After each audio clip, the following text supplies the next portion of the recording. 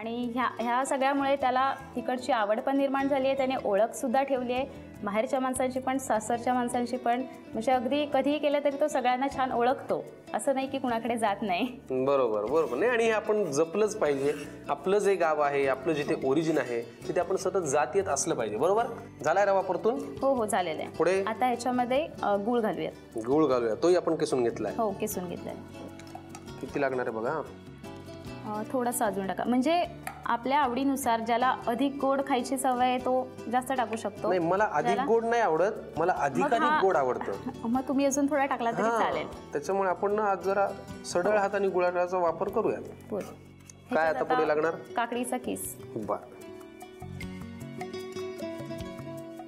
तुम्ही जरा केअरफुली पहा, या काकडीच्या किसामधलं सगळं पाणी आपण काढून घेतलेलं आहे. म्हणजे काकडीचा ओरिजिनली जो ओलसरपणा आहे तेवढाच फक्त आता राहिलेला आहे. बरोबर. हा गुळ जो आहे तो मेल्ट व्हायला 1-2 ते 3 मिनिटं लागतात. तो जसा मेल्ट होत येईल सगळं सारण एकजीव होऊन जातं. बरं. पण ना आपण ह्या गुळामुळे किंवा आपण जो रवा घातलाय काकडीमुळे त्याला 3-3 रंग आलेत बघा छान. हो हो. त्याच्यामध्ये दिसतंय पण खूप छान. वा. आता ह्याला वास येण्यासाठी वेलची पूड, म्हणजे ह्या मिश्रणाला एक वेगळा फ्लेवर येईल. हा वेलची पूड. आहा.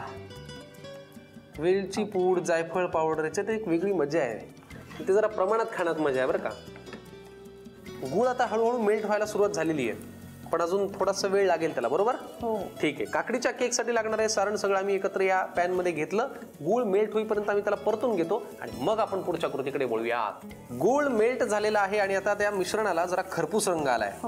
गॅस आपण बंद केला. आता ह्याला आपण बेकिंग ट्रे मध्ये काढून घेऊयात. बर. ह्या बेकिंग ट्रेला ऑलरेडी आपण ग्रीसिंग केलेलं आहे. कशाने केलंय? तेलाने केलेलं आहे. तेलाने केलेलं आहे. आता काय करायचं? हे ह्याच्यामध्ये आपण काढून घेऊयात. ठीक आहे. मग मी तुम्हाला मदत करतो. द्या. काकडीच्या केक साठी लागणार आहे मिश्रण काढून घ्यायचं. आता काय पुढची कृती आपली? ह्याला आपण असं सेट करून घेऊया सगळीकडे छान पसरवून घ्यायचं. पसरवून घ्यायचं. बरं ठीक आहे.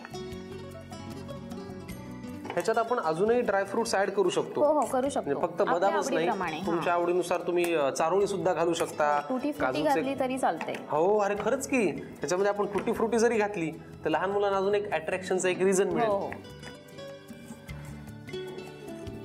व्यवस्थित पसरवून घेतलं. हो हो छान. हे असं एका साइडने.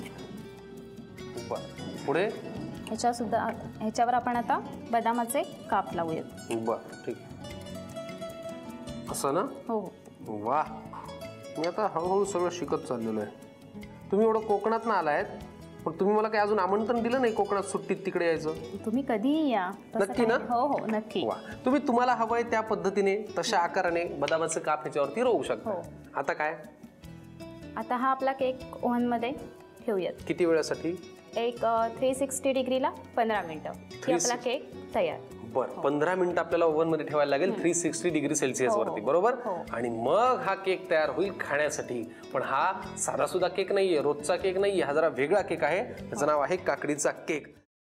सफरचंदाचे काप नीट परतल्यानंतर त्यामध्ये दालचिनी पूड आणि मध घालून पुन्हा नीट परतून घ्यावं. बटर लावलेल्या ब्रेडवर सफरचंदाचे तुकडे, बदामाचे तुकडे, टुटी फ्रुटी, डार्क चॉकलेट आणि मीठ घालून दुसरा ब्रेडचा तुकडा त्यावर ठेवून वरच्या बाजूला बटर लावून घ्यावं. एका बाउलमध्ये स्ट्रॉबेरी सिरप आणि क्रीम घालून सॉस तयार करून घ्यावा. तयार सँडविच पॅन मध्ये बटरवर ग्रिल करून घ्यावं आणि स्ट्रॉबेरी सॉस बरोबर सर्व्ह करावं.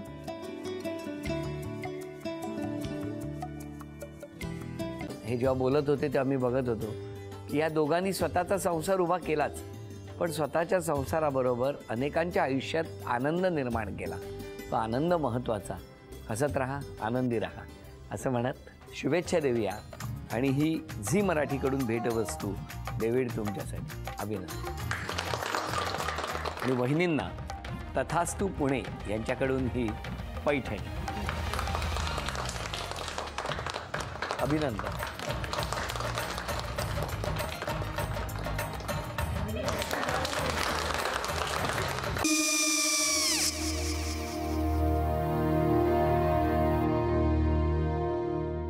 काय गो? हा काय झालं? काय झालं? काय आले मी निकाल लावून आली. हो पण तिची आईच काय बोलली? तिला वाटलं का सगळ्या निशाने आपल्या चुका कबूल केल्या का? आई मी चांगलं सुनावून आली आहे. त्या तिची बाजू घेत होत्या पण मी लक्ष दिलं नाहीये. खूप झालं आता. चांगुलपणा खूप झाला. मऊ दिसलं ना की कोपऱ्याने खणतात ना माणसं, ते असं. अगो पण आईच म्हणली काय तिची, पटला काय ती का? मला माहिती नाहीये. आई मी तुम्हाला नंतर फोन करते. हो आणि आई बाबा जे बोलले त्याचं वाईट नका वाटून घेऊ. सॉरी. सॉरी काय त्या? नेहा आले. आई मी येते. हो काकू येते.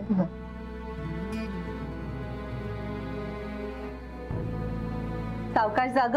हो हो. मग काय काकू, कधी उडवता लग्नाचा बार? बघूया.